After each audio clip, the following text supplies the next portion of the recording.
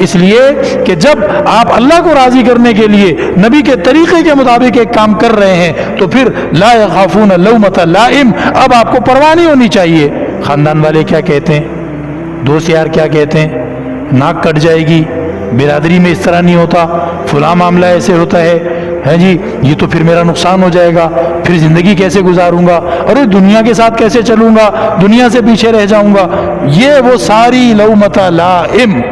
اللہ فرما رہے ہیں کہ جو میرے بندے ہیں، جو میرے لیے مجھے راضی کرنے کے لیے اور مجھ سے اپنی آخرت کا منافع حاصل کرنے کے لیے عزم کر چکے ہیں، وہ پھر کسی سمجھانے والے کے ڈھکوسلوں میں، کسی سمجھانے والے کی باتوں میں نہیں آتے۔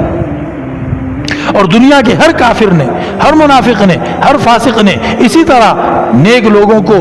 نیکی سے روکنے کی، پیچھے کرنے کی کوشش کی ہے کہ یار یہ اچھے ہو جائیں گے تو پھر ہم برے نظر آنے لگ جائیں گے۔ اگر تین بھائی ہیں، تینوں نماز نہیں پڑھتے تو گھر میں کوئی بھی نہیں کہے گا کہ دیکھو وہ نماز پڑھتا ہے تو نہیں پڑھتا، لیکن اگر ایک پڑھنے لگ گیا تو دوسرے دو ہو سکتا ہے اس کو کہے اچھا یار پڑھ لیو، ادھر بیٹھ ابھی، اس لیے کہ یہ اگر اٹھ کے چلا گیا تو ہمیں ہمارا ضمیر بھی اندر سے کہے گا کہ تم عجیب بے شرم ہو، وہ چلا گیا تم نہیں گئے نماز پڑھنے۔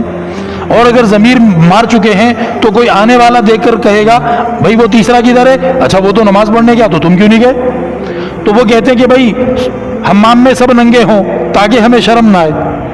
ہیں جی۔ تو دنیا کا ہر فاسق اور منافق وہ ہر نیک آدمی کو اسی طرح سمجھانے آ جاتا ہے اور وہ روکتا ہے اس کو، ابے پاگل ہو گیا کہ ایسے کیسے ہوگا،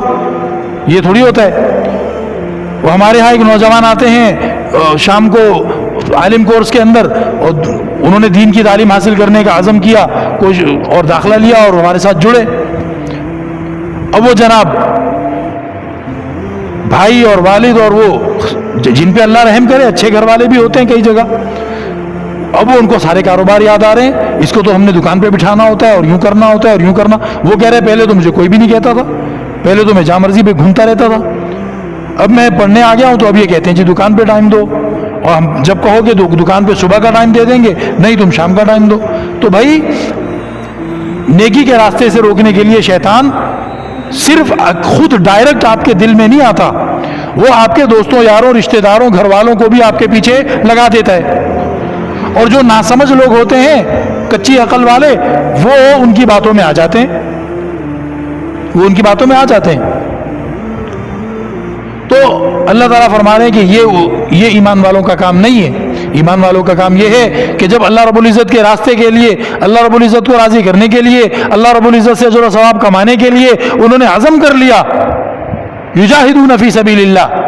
تو ایک طرح سے وہ جہاد کرنے والے بن گئے۔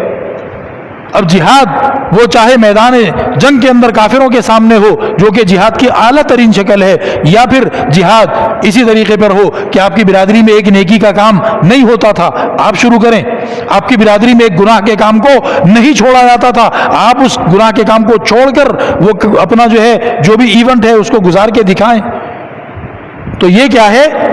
یہ ایک طرح کا جہاد ہے۔ تو فرمایا کہ جب وہ اللہ کی راہ میں اس طرح کوشش کرنے کھڑے ہو جاتے ہیں تو پھر